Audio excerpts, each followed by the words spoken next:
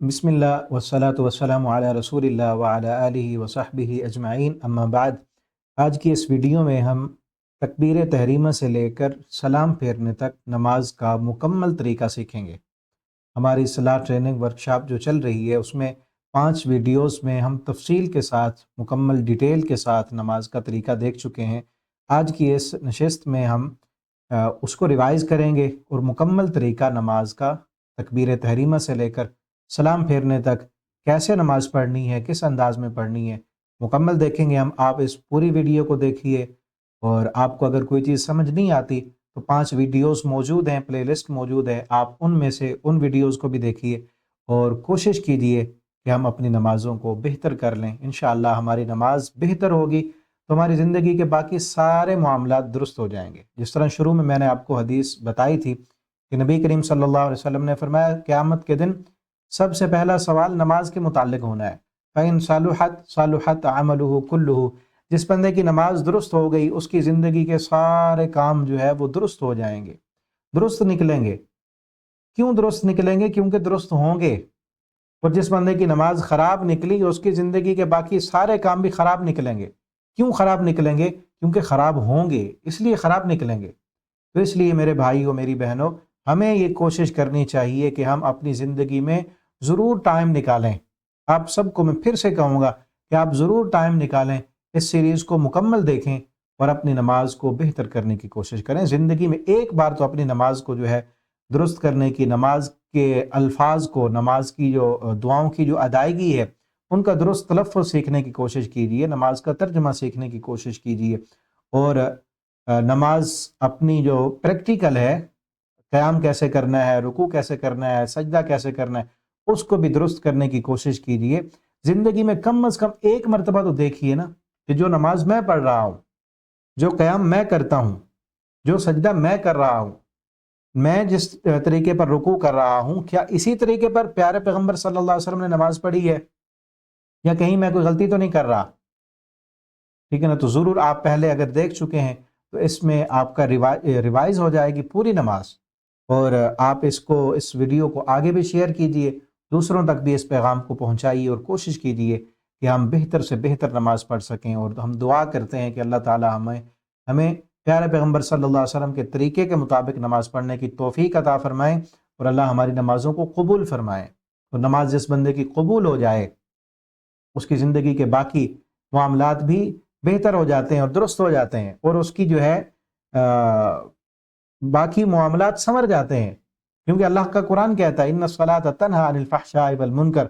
नमाज का पहला फ़ायदा जो इंसान को इस दुनिया में मिलता है वो ये है कि नमाज इंसान को फहाशी से और अल्लाह की नाफरमानी वाले कामों से रोक देती है। तो हम फिर से तरतीब से देखेंगे, पहले नमाज की शराइत देखेंगे, नमाज के क्या क्या अरकान हैं वो देखेंगे, और तरतीब से तकबीर तहरीमा से सलाम तक मुकम्मल तरीका हम देखेंगे।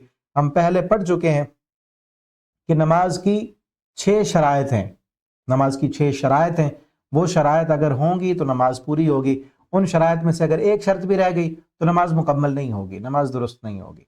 पहली शर्त ये है कि नमाज जो पढ़ रहे हैं उसका वक्त होना चाहिए। अगर नमाज का वक्त नहीं हुआ, मसलन आप फजर के टाइम पे ज़ोहर की नमाज पढ़ते हैं, सूरज अभी ढला नहीं है, ज़वाल नहीं हुआ, तो आप ज़ोहर की नमाज पढ़ रहे हैं तो नहीं होगी आपकी नमाज। अभी जो है ये इशा का टाइम है, इस वक्त में अगर फजर की नमाज पढ़ूं तो नहीं होगी, क्योंकि अभी फजर नहीं हुई। तुलुए फजर होगी तो फजर की नमाज का टाइम होगा। तो पहले नंबर पर वक्त, ये शर्त है। और दूसरी शर्त ये है कि जिस्म पर, कपड़ों पर और जिस जगह पर नमाज पढ़ रहे हैं वहां पर किसी किस्म की कोई नजासत, कोई गंदगी ना हो। कपड़े साफ होने चाहिए, पाक होने चाहिए। अब गंदगी से मुराद, कई लोग ये समझते हैं कि उनको कौन है कपड़े गंदे हैं, नमाज पढ़ लो तो वो कहते हैं कपड़े गंदे हैं। कपड़े गंदे से मुराद क्या है? कि कपड़ों मैले हैं, मिट्टी लगी हुई, क्या इनमें नमाज नहीं होगी? एक बंदा काम कर रहा है, पसीना उसको आया हुआ है, क्या उसके कपड़ों में नमाज नहीं होगी? हो जाएगी। गंदगी से मुराद ये है कि जिस्म पर या कपड़ों पर या नमाज पढ़ने वाली जगह पर किसी किस्म की पलीद चीज न लगी हुई हो, कोई नजासत न लगी हुई हो। ठीक है। और तीसरी शर्त ये है कि इंसान जो है बड़ी नजासत से और छोटी नापाकी से جو ہے وہ فارغ ہو کے آئے. اگر غسل فرض ہو چکا ہے تو غسل کرے، اور اگر غسل فرض نہیں ہے تو پھر وضو کرے. اور اسی طرح چوتھی شرط یہ ہے کہ انسان کا جو سطر ہے وہ کور ہونا چاہیے. مرد کا جو سطر ہے وہ الگ ہے، عورت کا پورا جسم جو ہے وہ سطر ہے، اس کو ڈھانپنا چاہیے. مرد کا سطر جو ہے کندھے بھی ڈھانپنے ہیں مرد نے، اور گھٹنے. ویسے سطر جو ہے ناف سے لے کر گھٹنوں تک ہے، لیکن اب چونکہ کپڑے موجود ہیں تو کندھوں پر بھی کپڑا ہونا چاہیے. نبی کریم صلی اللہ علیہ وسلم نے فرمایا جس بندے کے پاس 2 کپڑے ہیں تو اسے چاہیے 2 کپڑوں میں نماز پڑھے، اور مزین ہو کے آئیں، اچھا لباس پہن کے آئیں، خوبصورت بن کے آئیں. مسجد میں آ رہے ہیں، اللہ کے سامنے جا رہے ہیں. دیکھیں نا، ڈیوٹی کے لیے جاتے ہیں کسی افسر سے ملنے کے لیے، کتنا ہم اچھے سے اچھا لباس پہن کے جاتے ہیں، لیکن مسجد کے لیے دیکھیں کس طرح کا لباس ہوتا ہے ہمارا. اچھا لباس پہن کے آئیں، خوشبو لگا کے آئیں. نبی کریم صلی اللہ علیہ وسلم نے منع کیا کہ کوئی بندہ کچا پیاز یا لہسن کھا کے آتا ہے تو مسجد نہ آئے، کیونکہ اس کی ہوا ہوتی ہے، نمازیوں کو تکلیف ہوتی ہے. اب کوئی بندہ سگریٹ پی کے جو اس کے جو ہے ہوا لے کے منہ میں وہ مسجد میں آ رہا ہے تو تکلیف ہوگی. مسجد ہے، اللہ کا گھر ہے، اللہ کے سامنے حاضری کے لیے جا رہے ہیں تو خوبصورت بنیں، خوشبو لگا کے آئیں، اچھے کپڑے پہن کے آئیں، دوسرے نمازیوں کو تکلیف نہ دیں. مسجد کے لیے اسپیشل خوشبو لیں، آپ جمعے کے لیے لگا کے جائیں تاکہ آپ خود بھی سکون اور اطمینان کے ساتھ، اچھی خوشبو ہو تو اچھی فیلنگز آتی ہیں، مسجد میں بیٹھنے کا دل کرتا ہے. ٹھیک ہے نا؟ تو اچھے کپڑے پہنے، اچھی خوشبو لگائیں. آپ نبی کریم صلی اللہ علیہ وسلم کو خوشبو بڑی پسند تھی. اسی طرح چھٹی شرط یہ ہے کہ قبلے کی جانب، پانچویں شرط یہ ہے کہ قبلے کی جانب منہ کرنا ہے. اور چھٹی شرط نیت ہے، نماز کی نیت کرنی. اور نیت جو ہے پہلے بھی بتایا جا چکا ہے، نیت دل کے ارادے کا نام ہے. زبان سے جو لفظ بول لیے جائیں وہ نیت نہیں ہوتی، بلکہ وہ قول بن جاتا ہے. دیکھیں نا، نماز کی نیت کے لیے تو ہم نے کئی لوگوں نے الفاظ بنا لیے کہ اتنی رکعت نماز، منہ قبلے کی طرف، فلاں فلاں. باقی چیزوں کی نیت کیا کریں گے؟ صدقہ دینا ہے مثلا، آپ نے 100 روپے صدقہ کرنے ہیں تو کیا کہیں گے؟ میں نیت کرتا ہوں 100 روپے صدقہ دینے کی، اور منہ میرا فلاں مسکین کی طرف ہے، فلاں فلاں. یہ کوئی کہتا ہے؟ تو اس لیے نماز کی جو نیت ہے وہ بھی دل میں ہے، دل میں ارادہ ہے، نیت ہے. اللہ کو پتہ ہے کہ آپ کو بھی پتہ ہے کہ کیا نماز پڑھ رہے ہیں آپ، کون سی نماز ہے، منہ کس طرف ہے، کس مسجد میں ہے، کون سی لوکیشن پہ آپ کھڑے ہیں، کہ آپ کے دائیں بائیں کون ہے. یہ ساری چیزیں بتانے کی ضرورت نہیں ہے، نیت دل کے ارادے کا نام ہے. تو 6 یہ شرائط ہیں، یہ 6 شرائط پوری ہونی چاہیے. نمبر 1 پہ ہے کہ نماز کا وقت ہونا چاہیے. نمبر 2، نجاست نہیں ہونی چاہیے، نہ جسم پر، نہ کپڑوں پر، اور نہ ہی نماز والی جگہ پر. نمبر 3 یہ ہے کہ اگر بڑی غسل فرض ہے تو غسل کر کے آئیں، اگر غسل فرض نہیں ہے تو وضو کریں، وضو بھی شرط ہے. اور غسل اگر ہے تو پھر وضو سے کام نہیں چلے گا، اگر غسل فرض ہے تو پھر وضو سے کام نہیں چلے گا، غسل کر کے آنا ہے. چوتھی شرط یہ ہے کہ جو عورہ ہے مرد کا وہ کور ہونا چاہیے. عورت نماز پڑھنے کے لیے آئی ہے تو عورت کی نماز بھی عورہ، اس کا پورا جسم جو ہے سوائے اس کا چہرہ، ہاتھ اور پاؤں، یہ اس کے جو ہے ظاہر ہونے چاہیے. باقی پورا جسم، اس کے بال بھی ظاہر نہیں ہونے چاہیے. اور جو دوپٹہ اس نے پہنا ہوا ہے وہ بھی باریک نہیں ہونا چاہیے کہ جس سے بال نظر آئیں. عموماً عورتیں جو گھر میں دوپٹہ پہنتی ہیں وہ بال نظر آ رہے ہوتے ہیں، وہ دوپٹہ نہیں ہونا چاہیے کہ جس میں بال نظر آئیں. باریک دوپٹہ، بلکہ موٹا دوپٹہ ہونا چاہیے کہ جس کے اندر سے بال نظر نہ آئیں.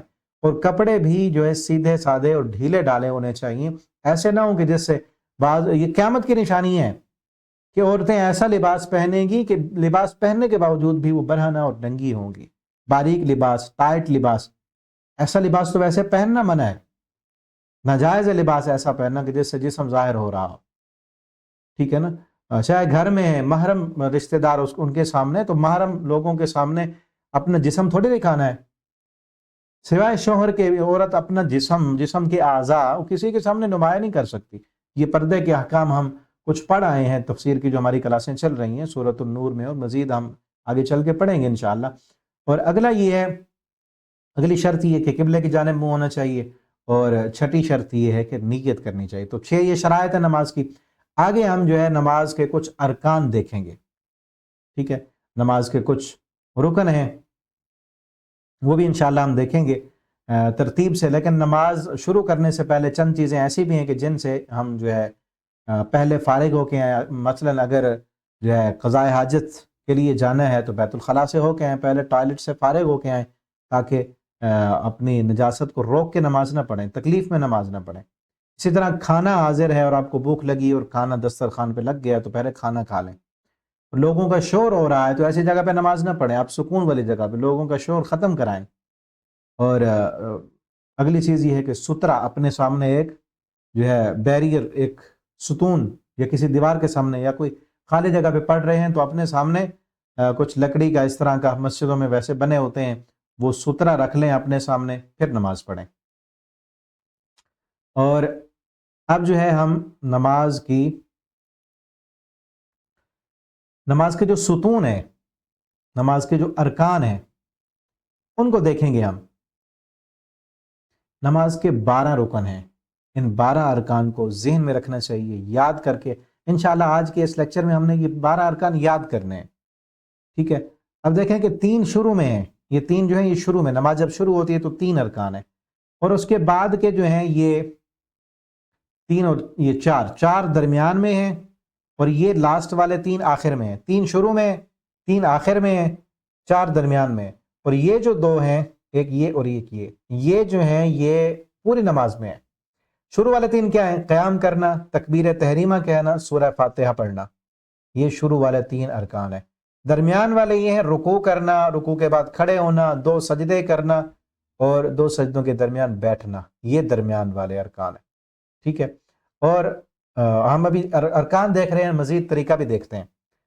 اور اس کے بعد لاسٹ والے جو ہیں، پہلا سلام جو ہے ارکان میں سے، دوسرا سلام سنت ہے، سلام پھیرنا، اور جو ہے تشہد بیٹھنا، تشہد میں بیٹھنا اور تشہد کی تلاوت کرنا اور سلام پھیرنا۔ اور یہ جو درمیان والے ہیں، 3 اور 3 6 ہو گئے، اور 6 اور 4 10 ارکان ہو گئے، اور 2 جو ہیں وہ پوری نماز میں اطمینان کرنا اور ان ارکان کو ترتیب کے ساتھ کرنا، یہ نماز کے 12 ارکان ہیں، ان کو یاد کیجئے۔ اب ترتیب کے ساتھ ہم تھوڑا سا ریوائز کرتے ہیں، مکمل طریقہ دیکھتے ہیں۔ پہلے قیام کیسے کرنا ہے؟ قیام کے لیے سیدھے پاؤں سیدھے قبلے کی جانب رکھنے ہیں، جس طرح آپ دیکھ رہے ہیں، پاؤں سیدھے ہونے چاہیے، قبلے کی جانب ہونے چاہیے، اور پاؤں کے درمیان جو فاصلہ ہے نہ ملے ہونے چاہیے بالکل، نہ ہی زیادہ کھلے ہونے چاہیے، اتنا فاصلہ ہو جتنی آپ کی ہائٹ ہے، اپنے کندھوں کے برابر، جتنے آپ کے کندھے کھلے ہیں اتنے کھلے آپ کے پاؤں ہونے چاہیے، تاکہ دوسرا بندہ جب صف میں آپ کے سامنے کھڑا ہو تو اس کے کندھے بھی آپ کے کندھوں کے ساتھ مل جائیں اور اس کے پاؤں بھی آپ کے پاؤں کے ساتھ مل جائیں۔ اور جماعت میں یہ صف بنانا، یہ بھی نبی کریم صلی اللہ علیہ وسلم کا حکم ہے، اقیموا صفوفکم، آپ نے فرمایا کہ اپنی صفوں کو جوڑو اور مل کر کھڑے ہو جاؤ۔ اگر تم اپنی صفوں کو توڑو گے، خلا پیدا کرو گے، فاصلہ ڈالو گے، اللہ تمہارے دلوں میں فاصلہ ڈال دیں گے۔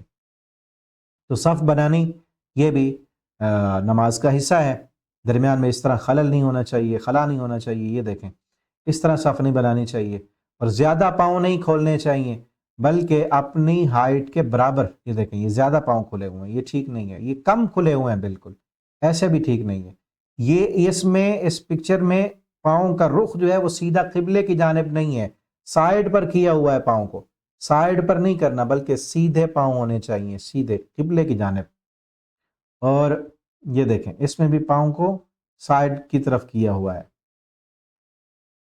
اور اگر قیام کے وقت سہارا لینا ہو کسی چیز کا تو سہارا لے سکتے ہیں، آدھا قیام کھڑے ہو کے کیا ہے، تھک گئے ہیں تو بیٹھ بھی سکتے ہیں، لمبی رکعت ہے، قیام اللیل ہو رہا ہے، رمضان میں تراویح کی نماز پڑھی جا رہی تو کچھ آپ کھڑے ہو کے کر رہے ہیں، کچھ بیٹھ کے کر سکتے ہیں۔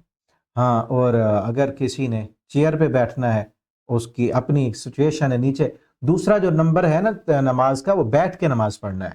اگر کھڑے ہو کے پڑھنے کی طاقت نہیں ہے تو نیچے بیٹھیں، نیچے بھی بیٹھنے کی طاقت نہیں تو پھر اشارے کے ساتھ پڑھنا ہے۔ جو چیئر پہ ہے وہ اشارے والی نماز ہے، اور اس میں جو ہے وہ پھر ایسے نہیں ہونا چاہیے کہ آپ کچھ دیر چیئر پہ بیٹھیں اور پھر کھڑے ہو جائیں۔ جب کھڑے ہوں گے تو آپ صف میں تو نہیں ہوں گے، آپ تو صف سے آگے ہو جائیں گے نا۔ جو چیئر پہ بندہ بیٹھا ہے وہ تو جب کھڑا ہوگا تو آگے کھڑا ہو جائے گا، صف پوری جو ہے وہ ٹوٹ جائے گی۔ ایسے نہیں کرنا چاہیے، یا تو نیچے بیٹھیں یا پوری کھڑی ہو کے نماز پڑھیں، یا چیئر پہ بیٹھنا تو پھر بیٹھے رہیں، پھر کھڑے نہ ہوں۔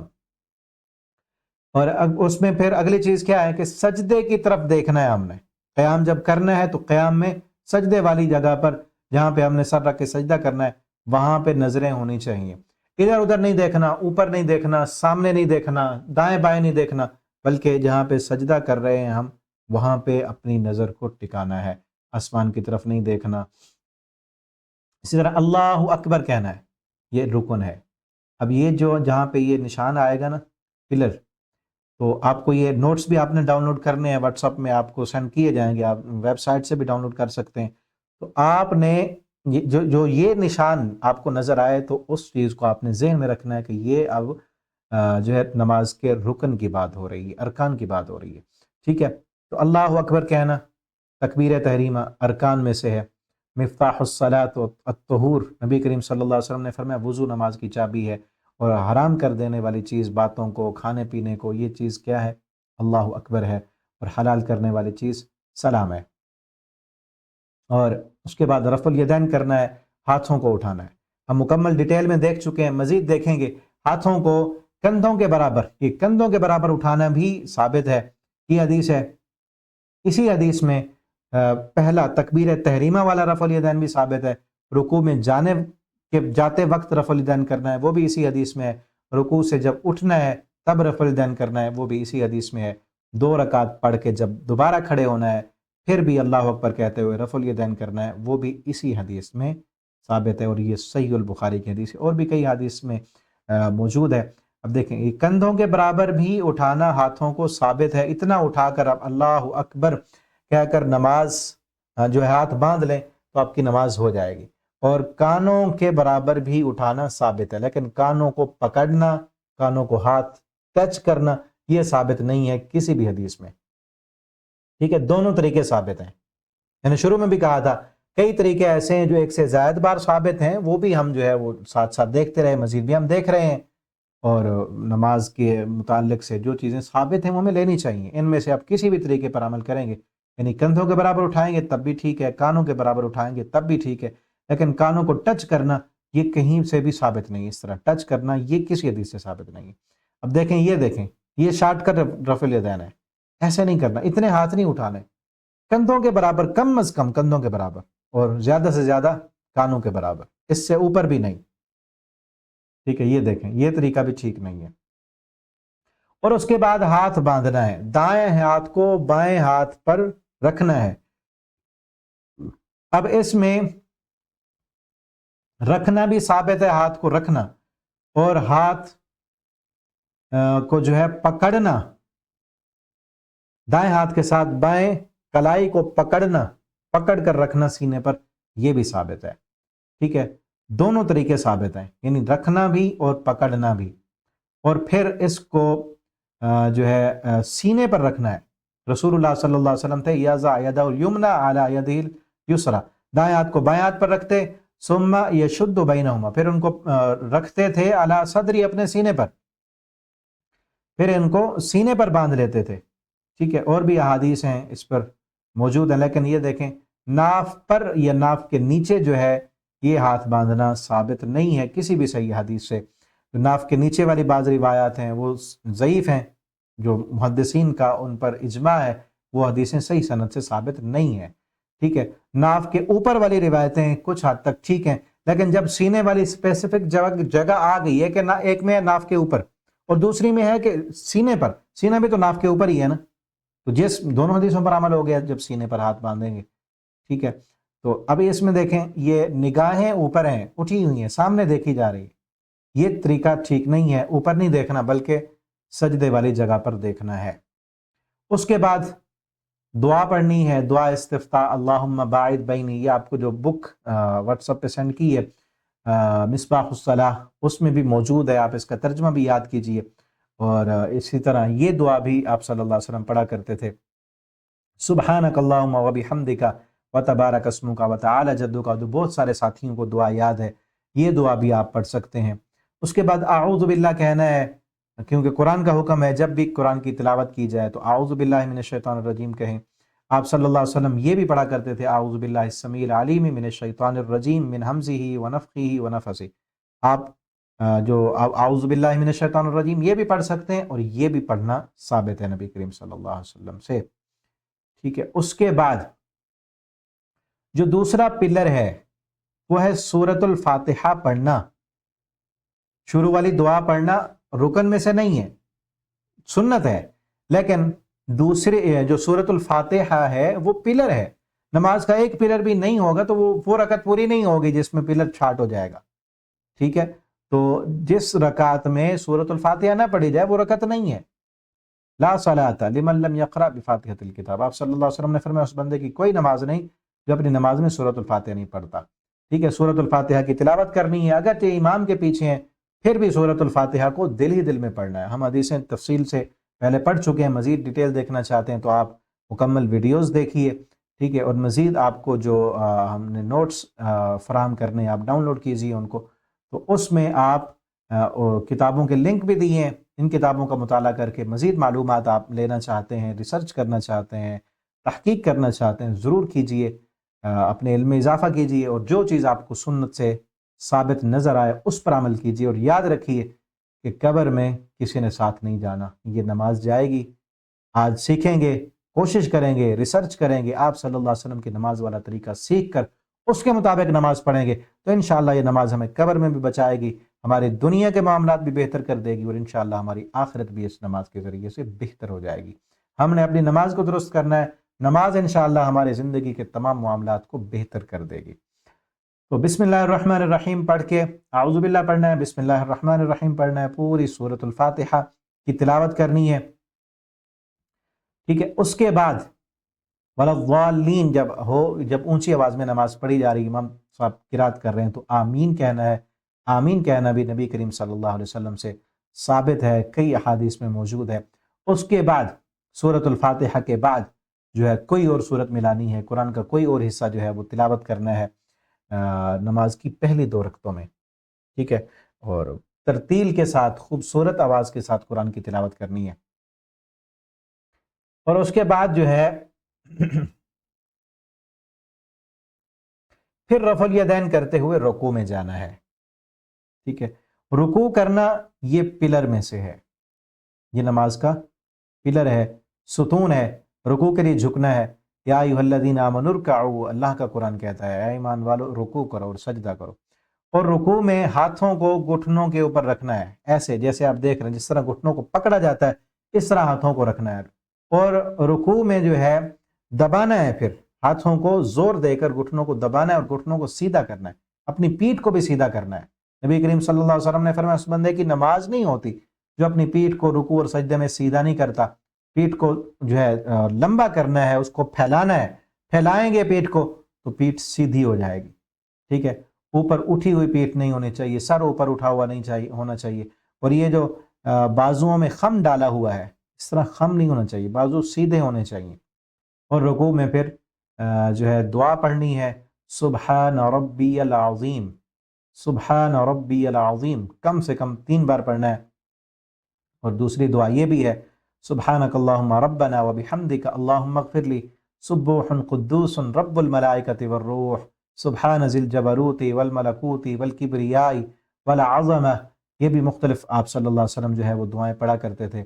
یہ دعا بھی ہے رکوع میں، اللہم لک رکعت وبک آمنت ولک اسلمت خشع لک سمعی وبصری ومخی وعظمی وعصبی وما استقل به قدمی۔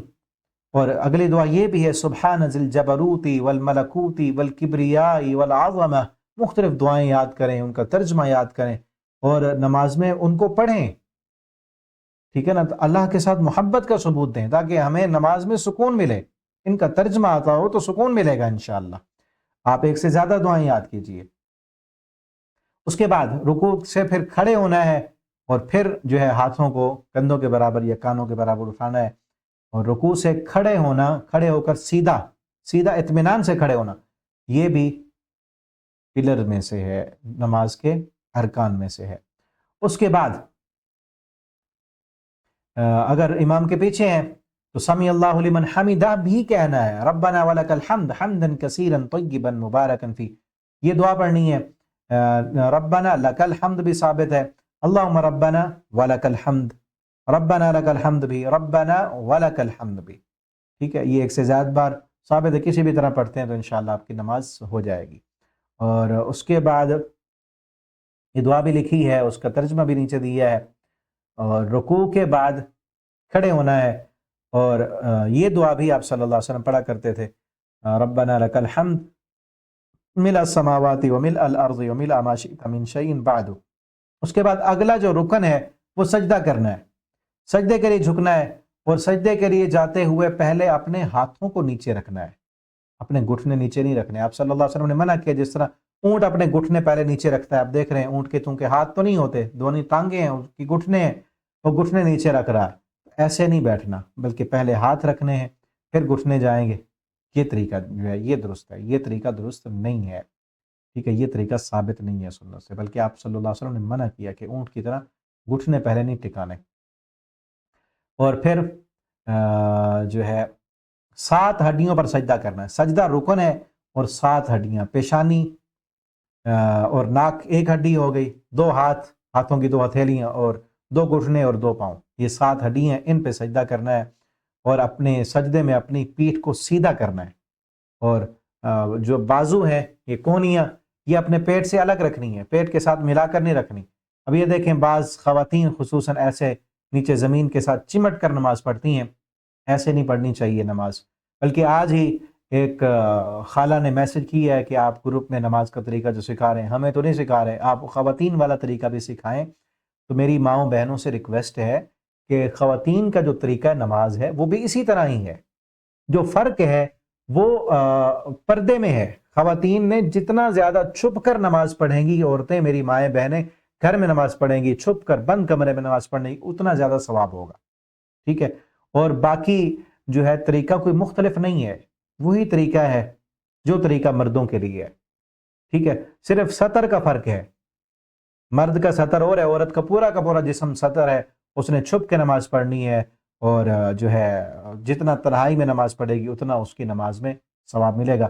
باقی یہ نہیں ہے کہ اس نے سجدہ کرتے ہوئے زمین کے ساتھ چمٹ جانا ہے، ایسا کسی حدیث سے ثابت نہیں ہے، ٹھیک ہے، کہیں سے ثابت نہیں۔ آپ صلی اللہ علیہ وسلم نے منع کیا ہے کہ جب سجدے میں کوئی جائے تو بازوؤں کو نیچے زمین پہ نہ رکھے، جس طرح انبساط الکلب، جس طرح کتا جو ہے وہ اپنے بازوؤں کو، کتا مختلف قسموں پر بیٹھتا ہے، ایک اس کا بیٹھنا یہ ہے کہ اپنے جو اس کی اگلی ٹانگیں ہیں ان کو پھیلا دیتا ہے زمین پر، تو زمین پر بازوؤں کو پھیلانا نہیں چاہیے، جو کوہنیاں ہیں یہ اوپر اٹھی ہونی چاہیے، ٹھیک ہے نا۔ تو اس لیے خواتین ہماری مائیں بہنیں جو بچھ کر سجدہ کرتی ہیں زمین کے ساتھ چمٹ کر، یہ طریقہ ثابت نہیں ہے، ہاتھوں کو بغلوں سے دور رکھنا ہے، ٹھیک ہے، یہ دیکھیں جس طرح یہ ہاتھ رکھے ہیں بغلوں سے دور ہیں تو دور رکھنے چاہیے، ٹھیک ہے۔ اب یہ دیکھیں اگر ہاتھ کندھے کے برابر ہوں تو یہ طریقہ بھی ثابت ہے، وَضَعَ كَفَّهُ حَذْوَ مَنْكِبَيْهِ، سجدے میں ہاتھوں کو کندھوں کے برابر رکھنا، یہ طریقہ بھی ثابت ہے، اور ہاتھوں کو کانوں کے برابر، سر کے برابر رکھنا ہاتھوں کو، یہ بھی ثابت ہے، دونوں طریقے ثابت ہیں، ٹھیک ہے۔ یہ دیکھیں کوہنیاں اپنی رانوں کے ساتھ ملانا، یہ طریقہ درست نہیں ہے، یہ طریقہ ٹھیک نہیں ہے، اپنی رانوں کے ساتھ ملی ہوئی ہیں، یہ چیز ٹھیک نہیں۔ اس میں دیکھیں غلطی یہ ہے کہ ناک اٹھا ہوا ہے، ناک کو زمین پہ ٹچ کرنا چاہیے، نیچے رگڑنا چاہیے ناک، ٹھیک ہے، اور پاؤں جو ہیں وہ ہمارے پاؤں بالکل سیدھے کھڑے ہونے چاہیے، انگلیوں کا رخ قبلے کی جانب ہونا چاہیے، اور پاؤں آپس میں ملے ہونے چاہیے، ایڑیاں بھی ملی ہونی چاہیے، ٹھیک ہے، یہ دیکھیں ایڑیاں آپس میں ملی ہونی چاہیے اور پاؤں کی انگلیاں قبلے کی جانب ہونی چاہیے، یہ طریقہ ٹھیک نہیں ہے، پاؤں میں فاصلہ نہیں ہونا چاہیے، یہ طریقہ بھی ٹھیک نہیں، یہ بھی ٹھیک نہیں ہے، ٹھیک ہے۔ اب یہ دیکھیں یہ خواتین ایسے کرتی ہیں، نیچے بچھ کے نماز پڑھتی ہیں، پاؤں ایک طرف کیے ہوئے ہیں، اور بالکل گھٹنوں کے برابر جو ہے سجدے میں سر رکھا ہے، یہ طریقہ بالکل ٹھیک نہیں ہے، کسی بھی حدیث سے ثابت نہیں ہے۔ آپ صلی اللہ علیہ وسلم نے اپنی امہات المومنین کو، صحابیات کو کہیں بھی نہیں ملتا کہ آپ صلی اللہ علیہ وسلم نے اس طرح خواتین کو نماز پڑھنے کا طریقہ سکھایا ہو۔ ہاں پردہ تو سکھایا گیا ہے کہ چھپ کے نماز پڑھنی ہے، جہاں لوگ انہیں دیکھ رہے ہیں، مرد دیکھ رہے ہیں، وہاں پہ نماز نہ پڑھے، یا کوئی مجبوری بن گئی ہے، ایسی جگہ پہ جانا پڑ گیا ہے، مثلاً بیت اللہ میں عمرہ کرنے کے لیے گئے ہوئے ہیں، وہاں پہ مرد بھی ہیں، وہاں پہ حرم میں نماز پڑھ رہے ہیں، ٹھیک ہے نا، آپ طواف کی رکعت پڑھ رہی ہیں، تو اس وقت جو ہے وہ مکمل پردے میں اور حجاب میں نماز پڑھیں، اگرچہ جو ہے دستانے بھی پہنے ہوں، جرابیں بھی پہنی ہوں، تو اس میں بھی زیادہ بہتر ہے کہ کوئی بھی مرد کی نظر نہ پڑے، ٹھیک ہے نا، یا کسی جگہ پر سفر میں ہیں، مسافر ہیں، تو کہیں نماز پڑھنی پڑ گئی جہاں پر غیر محرم مرد خدشہ ہے کہ کہیں دیکھ نہ لے، تو اس وقت مکمل حجاب میں پردے میں نماز پڑھے، اور چھپ کے نماز پڑھے گی اور زیادہ فائدہ، اسی لیے مسجد میں جانے کی اجازت ہے، خواتین مسجد میں جائیں اجازت لے کر تو جا سکتی ہیں، درس کے لیے، تدریس کے لیے، جمعہ پڑھنے کے لیے، خطبہ سننے کے لیے، لیکن ان کا گھر میں نماز پڑھنا زیادہ افضل اور فضیلت والا ہے اور بہتر ہے۔ باقی نماز کا طریقہ وہی ہے جو مردوں کا ہے۔ اگر آپ اس پر مزید جو ہے آپ کے سوالات ہیں، ریسرچ آپ کرنا چاہتی ہیں، پڑھنا چاہتی ہیں، تو آپ کو جو نوٹس بک ملی ہے اس میں یہ کتاب ہے، کیا عورتوں کا طریقہ نماز مردوں سے مختلف ہے۔ یہ صلاح الدین یوسف صاحب رحمہ اللہ تعالی جنہوں نے تفسیر کی کتاب لکھی ہے احسن البیان، جو مکہ اور مدینہ میں اردو میں تفسیر موجود ہے، وہ ان کی لکھی ہوئی ہے، انہوں نے یہ کتاب لکھی ہے۔ تو اس کتاب کا مطالعہ کیجئے، مکمل ڈیٹیل کے ساتھ اس میں لکھا ہے کہ کیا خواتین کا طریقہ الگ ہے، مردوں کا طریقہ الگ ہے نماز کا۔ آپ اسے پڑھ کر مزید اپنی تسلی کر سکتی ہیں، ٹھیک ہے۔ اور اس میں سجدے میں پھر دعا پڑھنی ہے، سبحان ربی الاعلیٰ، مزید دعائیں بھی لکھی ہیں، یہ بھی آپ دیکھ سکتے ہیں، ان کو یاد کیجئے، ان کو بھی پڑھیے۔ اور دونوں سجدوں کے بعد جو ہے ایک سجدے کے بعد جو درمیان میں ہے، درمیان میں دعا پڑھنی ہے،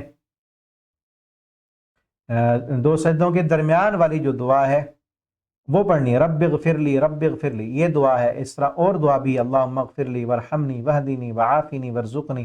اور دو سجدوں کے درمیان پھر بیٹھنا ہے، بعض لوگ ڈائریکٹ کھڑے ہو جاتے ہیں، یہ طریقہ ٹھیک نہیں ہے۔ دو سجدوں کے بعد بیٹھنا ہے، اس کو جلسہ استراحت کہتے ہیں۔ پھر اٹھنا ہے دوسری رکعت کے لیے، پھر کھڑے ہونا ہے، اس طرح بھی اٹھ سکتے ہیں، اور دونوں ہاتھ سیدھے رکھ کے بھی کھڑا ہوا جا سکتا ہے۔ اور دوسری رکعت پڑھنی ہے ویسے پڑھنی جس طرح پہلی رکعت پڑھنی ہے، اور دوسری رکعت میں پھر تشہد ہے، ٹھیک ہے۔ تشہد میں کیسے بیٹھنا ہے، دیکھیں ایسے ایک پاؤں بچھا لیں، بائیں پاؤں بچھا کر اس پہ بیٹھیں، اور دایاں پاؤں کھڑا ہونا چاہیے، یہ درمیان والے تشہد میں ہے، ٹھیک ہے۔ درمیان والے تشہد میں اس طرح بیٹھنا ہے، اور ایسے بیٹھنا یہ ٹھیک نہیں ہے، یہ طریقہ بھی ٹھیک نہیں ہے۔ اور تشہد میں اپنے ہاتھ اپنے گھٹنوں پہ رکھنے ہیں، رانوں پہ رکھنے ہیں، اور انگلی جو ہے تشہد میں، انگلی جو شہادت کی انگلی ہے اس کو ایسے بنانا ہے، جو اپنا انگوٹھا ہے اس کو انگلی یہاں پہ رکھنا بھی ثابت ہے، یہاں ایسے ادھر رکھنا بھی ثابت ہے، اور یہاں پر رکھنا بھی ثابت ہے، یہ آپ پکچر میں دیکھ رہے ہیں، دونوں طریقے ثابت ہیں۔ اور انگلی کو تھوڑی سی حرکت بھی دینی ہے، ٹھیک ہے۔ تشہد میں تھوڑا سا حرکت دے دیں تو سنت پر عمل ہو جائے گا، ٹھیک ہے۔ اور اس کے بعد تشہد پڑھنا، تشہد کی تلاوت کرنا، یہ بھی ارکان میں سے ہے، ٹھیک ہے۔ اور اس کے بعد دوسری رکعت میں تشہد بیٹھنے کے بعد تیسری رکعت کے لیے جب کھڑے ہونا ہے، پھر بھی ہاتھوں کو کندھوں کے برابر اٹھانا ہے، اور پھر باندھنا ہے اللہ اکبر کہہ کر۔ اور لاسٹ میں جو تشہد ہے، آخری تشہد، اس میں طریقہ یہ ہے بیٹھنے کا، دایاں پاؤں کھڑا کرنا ہے، بائیں پاؤں کو دائیں جو ران ہے اس کے نیچے سے اور پنڈلی کے نیچے سے نکال کر اپنی سرین پہ بیٹھنا ہے، اس کو تورک کہتے ہیں۔ یہ دیکھیں، یہ پہلا تشہد ہے، اس میں اس طرح بیٹھنا ہے، دوسرے تشہد میں اس طرح بیٹھنا ہے، اور یہ دوسرا تشہد نماز کے ارکان میں سے ہے۔ اس طرح پاؤں کو اس طرف پھیلا کر بھی بیٹھ سکتے ہیں، لیکن جماعت میں اس طرح بیٹھنا جو ہے دوسرے کے لیے تکلیف کا باعث ہے، یہ اس طرح بیٹھنا ہے، یہ تورک ہے۔ یہ دونوں طریقے ثابت ہیں، ٹھیک ہے۔ اس کے بعد اب پہلا تشہد میں بھی درود پڑھنا ثابت ہے، پڑھ سکتے ہیں، لیکن اگر التحیات پڑھ کے کھڑے ہو گئے پھر بھی ٹھیک ہے، دونوں طریقے ثابت ہیں۔ اور اس کے بعد آخری تشہد میں دعائیں پڑھنی ہیں، اور یہ جو جگہ ہے سلام سے پھیرنے سے پہلے پہلے، اس میں دعائیں قبول ہوتی ہیں۔ نبی کریم صلی اللہ علیہ وسلم نے فرمایا فَأَخْلِصُ الدُّعَاء، اس میں زیادہ دعا کیا کرو، جتنی دعائیں آپ کو عربی میں یاد ہیں آتی ہیں ان دعاؤں کو پڑھیے، یاد کیجئے، ان کا ترجمہ یاد کیجئے، اس میں دعائیں پڑھیے۔ کئی دعائیں آپ صلی اللہ علیہ وسلم سے ثابت ہیں، مثلا ایک آپ اکثر ساتھیوں کو یاد ہے، حضرت ابوبکر صدیق رضی اللہ تعالی عنہ نے پوچھا تھا اللہ کے پیغمبر میں کون سی دعا پڑھا کروں، آپ صلی اللہ علیہ وسلم نے فرمایا اللہم انی ظلمت نفسی ظلما کثیرا ولا یغفر الذنوب الا انت فاغفر لی مغفرۃ من عندک وارحمنی انک انت الغفور الرحیم۔ یہ دعا پڑھا کرو، یہ دعا بھی یاد کیجئے، مزید دعائیں بھی ہیں ان کو بھی یاد کیجئے۔ اور آخر میں سلام پھیرنا، یہ بھی نماز کے ارکان میں سے، السلام علیکم ورحمۃ اللہ، السلام علیکم ورحمۃ اللہ، سلام پھیرنے کے ساتھ ہی آپ کی نماز مکمل ہو جاتی ہے۔ اور ہم پھر سے ریپیٹ کرتے ہیں نماز کے مکمل ارکان کتنے ہیں۔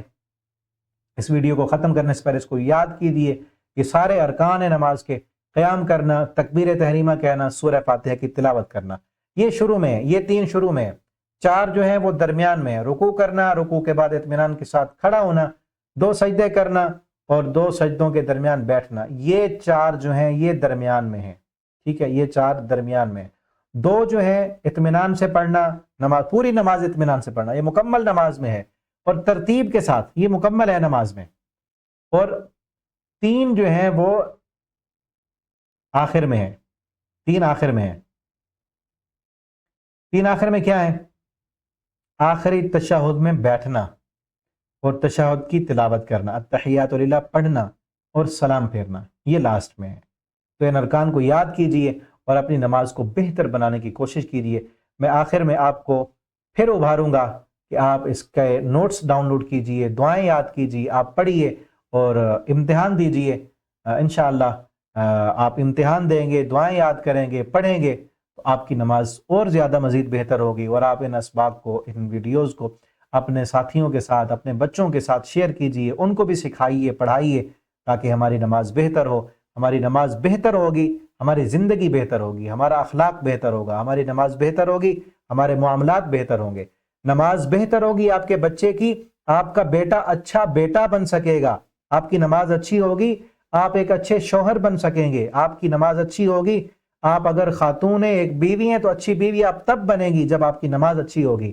آپ اگر بیٹی ہیں تو آپ اچھی بیٹی تب بنے گی جب آپ کی نماز بہتر ہوگی، ٹھیک ہے نا؟ آپ کی زکوٰۃ، آپ کے صدقات، آپ کا حج، آپ کا عمرہ، آپ کا اخلاق، آپ کا کردار، آپ کے رہن سہن، آپ کی زندگی کے سارے معاملات کب بہتر ہوں گے؟ جب آپ کی نماز بہتر ہوگی۔ کیونکہ نبی کریم صلی اللہ علیہ وسلم کا فرمان ہے، قیامت کے دن جس بندے کی نماز بہتر ہوئی، اس کی زندگی کے سارے معاملات پھر بہتر پائے جائیں گے، بہتر نکلیں گے۔ کیوں بہتر نکلیں گے؟ کیونکہ بہتر ہوں گے۔ اور جس بندے کی نماز خراب نکل آئی، اس کی زندگی کے سارے معاملات خراب ہوں گے۔ کیوں خراب ہوں گے؟ کیونکہ خراب ہوں گے، دنیا میں خراب ہوں گے تو قیامت کے دن خراب نکلیں گے۔ تو اس لیے اپنی نماز کو بہتر کیجئے تاکہ ہم بہتر انسان بن سکیں، بہتر استاد بن سکیں، بہتر شاگرد بن سکیں، بہتر ایک معاشرے کے فرد بن سکیں۔ بہتر بننے کے لیے اپنی نماز کو بہتر کرنا ضروری ہے۔ آئیے ان تمام جو ہے ویڈیوز کو، اس سیریز کو بیٹھ کر، ٹائم نکال کر، توجہ سے مکمل دیکھیے، دوسروں تک بھی پہنچائیے۔ اللہ تعالی ہمیں اپنی نمازوں کو بہتر کرنے کی توفیق عطا فرما دیں۔ السلام علیکم ورحمۃ اللہ وبرکاتہ۔